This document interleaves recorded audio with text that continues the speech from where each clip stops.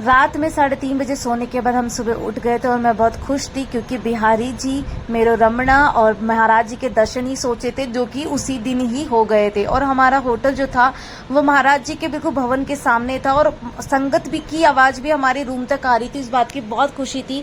फिर हम तैयार हुए। तैयार होने के बाद हमने 5-7 मिनट फोटो शूट करा जल्दी क्योंकि हमें राधा वल्लभ जी के दर्शन करने जाना था।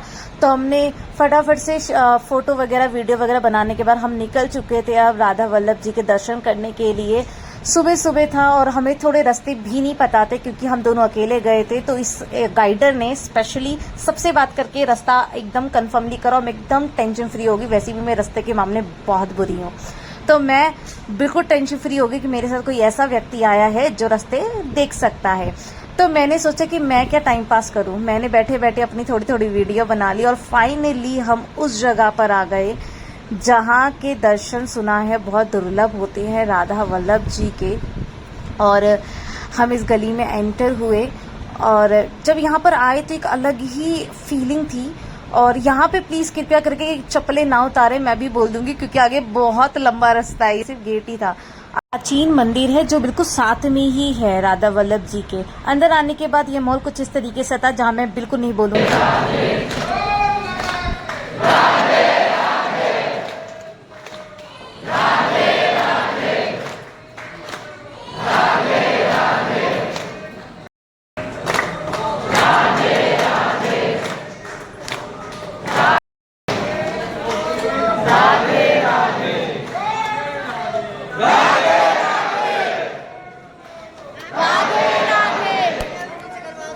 यहाँ पर मुझे कोई ऐसा व्यक्ति मिला जिसने हाथ पकड़ के मेरे आगे दर्शन कराए। मैं बिल्कुल साथ में मतलब बिल्कुल आगे खड़ी हुई हूँ। भीड़ में मेरे को बहुत डर लगता है, लेकिन मेरे दर्शन होने थे राधा वल्लभ जी के। तो इन्होंने इतने खूबसूरत दर्शन कराए कि मैंने 2 बार करे। फिर इसके बाद में निकल गए यमुना तट पर। यमुना तट वैसे रास्ते में पड़ा। हम जा रहे थे अपनी फेवरेट जगह पे, मेरो रमणा के पास में, लेकिन रास्ते में हमें यमुना तट भी मिला और साथ में हमें ये लीलता मंदिर पड़ा। यहाँ पर इसकी बहुत मान्यता थी। मतलब यहाँ पे हमें ये देखने को मिला, मैंने वो पिक्चर क्लिक नहीं कर पाई क्योंकि यहाँ पे बंदर भी थे। तो यहाँ पे ये था कि टहनी कट करने के ऊपर किसी व्यक्ति ने टहनी कट करी और उसमें से ब्लड आने लगा। तब से इस पेड़ को रखा गया है, इनकी पूजा की जाती है। और यहाँ पे बोला जाता है कि श्री कृष्ण जी ने यहाँ पे ध्यान किया था क्योंकि राधा रानी उनसे रूठ गई थी। तो इसलिए यहाँ की जो पेड़ की जो एक मान्यता है, मतलब वो अपने आप में ही एक स्वरूप अलग बन चुका है। और यहाँ पे राधा रानी का अभिषेक भी हुआ था। तो मैं जरूर बोलूंगी कि अगर आप जा रहे हैं, वृंदावन में आए हैं, तो आप इधर के भी दर्शन कीजिए क्योंकि यहाँ पर आपको परिक्रमा करने का भी मौका मिलेगा। और बहुत ही सुंदर विग्रह रूप यहाँ पे राधा कृष्ण जी का रखा गया है। फिर हम फाइनली वहां आ गए जहाँ पे हमारा प्राण बसते हैं। हम राधा रमणा जी के पास में आ गए और अब राधा रमणा जी अंदर की साइड थे, बाहर की साइड नहीं थे। तो ठीक है, लेकिन मैं बोल रही हूँ फ्राइडे की नाइट से बहुत कम भीड़ सैटरडे मॉर्निंग की थी।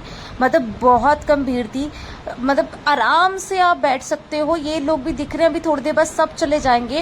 गिने चुने लोग अंदर ही बैठे हुए थे। आप मतलब दर्शन इतने खुले हो रहे थे रमणा जी के। बहुत खूबसूरत दर्शन यहाँ पर हुए। यहाँ पे बैठने का आपको जितनी देर बैठना आप यहाँ पे बैठ सकते हैं। हम एक दिन पहले भी बैठे थे, उसके अगले दिन भी बैठे थे। हम संडे की नाइट भी आए थे, तब भी यहाँ पे भीड़ नहीं थी। मतलब बहुत अच्छे यहाँ पे रमणा जी के दर्शन हमारे हुए थे, बहुत खूबसूरत तरीके से हुए थे।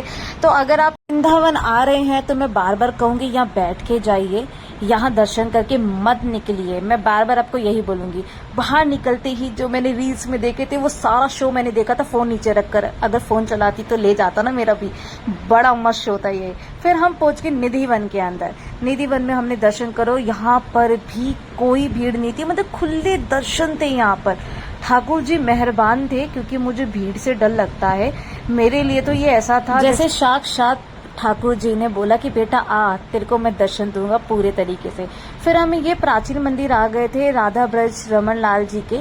यहाँ पर भी आप आइए। यहाँ पर भी जो विग्रह रूप रखा गया है कृष्ण जी का, गणेश जी भी है यहाँ पर और हनुमान जी भी रखे हुए हैं। तो यहाँ पे बहुत सुंदर रूप है उनका। और यहाँ पे बैठकर आप थोड़ी देर उन्हें कितना महसूस कीजिएगा। यहाँ पे राम जी के भी विग्रह रूप रखा गया है। यहाँ पर आप दर्शन कीजिए। पंडित जी टीका वगैरह लगाते, प्रसाद देते हैं, तो आप बैठकर आराम से जा सकते हैं यहाँ के भी दर्शन करके। उसके बाद हम पहुंच गए थे राधा गोपीनाथ मंदिर। यहाँ पर वीडियो बनाना बड़ा मुश्किल था, लेकिन मैंने बहुत छुप छुप के बनाई थी क्योंकि बंदर तो कहीं से भी आ रहे थे, पर हमने बना ली थी। यहाँ के अंदर घुसते ही सबसे अच्छी चीज़ ये थी कि इससे पहले एक प्राचीन मंदिर था। यहाँ आप देखिएगा बिल्कुल कोठरी जैसा ये महसूस होगा आपको, लेकिन यहाँ पे विग्रह रूप रखा गया श्री कृष्ण जी का और बहुत सुंदर प्रतिमा उनकी प्रतीत हो रही थी। यहाँ के आगे भी आप जा सकते हैं, तो मैंने आगे जाके दर्शन करे लेकिन वीडियो नहीं बनाई क्योंकि अच्छा नहीं लगता है।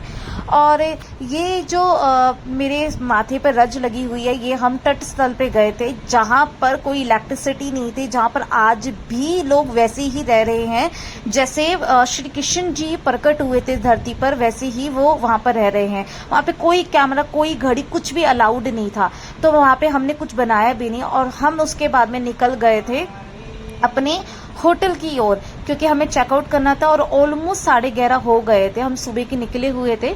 उसके बाद में हमने इतने सारे मंदिर 11:30 बजे तक कंप्लीट कर लिए थे, कुछ खाया भी नहीं था लस्सी के अलावा। फिर हमने चेकआउट करने के बाद में ज़रा देखा बाहर इतना खूबसूरत लगता, प्रसादा मिल रहा था, तो हम निकल गए थे प्रसादा खाने के लिए प्रेमानंद महाराज जी के उधर। ये गली है, ये एंट्री है।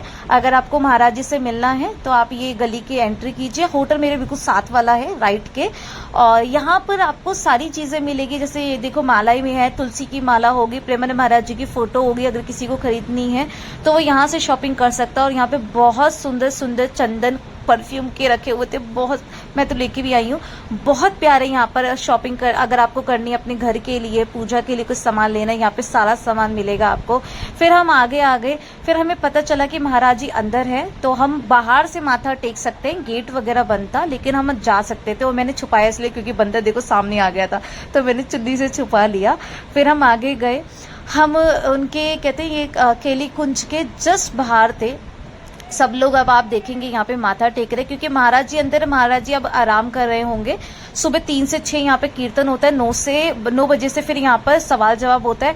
अब अंदर की साइड में आराम कर रहे हैं और लोग इसी तरीके से बाहर आकर माथा टेक के चले जाते हैं। और ये माला जो मिली है हमें सिर्फ इसलिए मिली है कि हम जाप करें, उसके बाद ही हम लोगों को खाने को मिलेगा, यानी प्रसादा हमें तभी मिलेगा जब हम माला का जाप करेंगे। तो ये सिर्फ इसीलिए दिखाने के लिए, कोई दिखावा नहीं। ये मेरी माला नहीं है, ये माला वही लोग देते हैं जपने के लिए, और जपने के बाद में आपको प्रसादा मिलता है। और यहाँ का जो इन्वायरमेंट है वो आपको पीछे से आवाज़ आ रही होगी, जो श्री कृष्ण की बांसुरी की धुन है वो और ज़्यादा हमें कहते हैं सुकून दे रही थी इस जगह पर। फिर माला करने के बाद में हम प्रसादा खाने के लिए नीचे उतर गए थे, और उसके बाद में हमारा होटल इतना पास में था। ये देखिए ये विंडो है, यहाँ से हमने महाराज जी के दर्शन करे थे।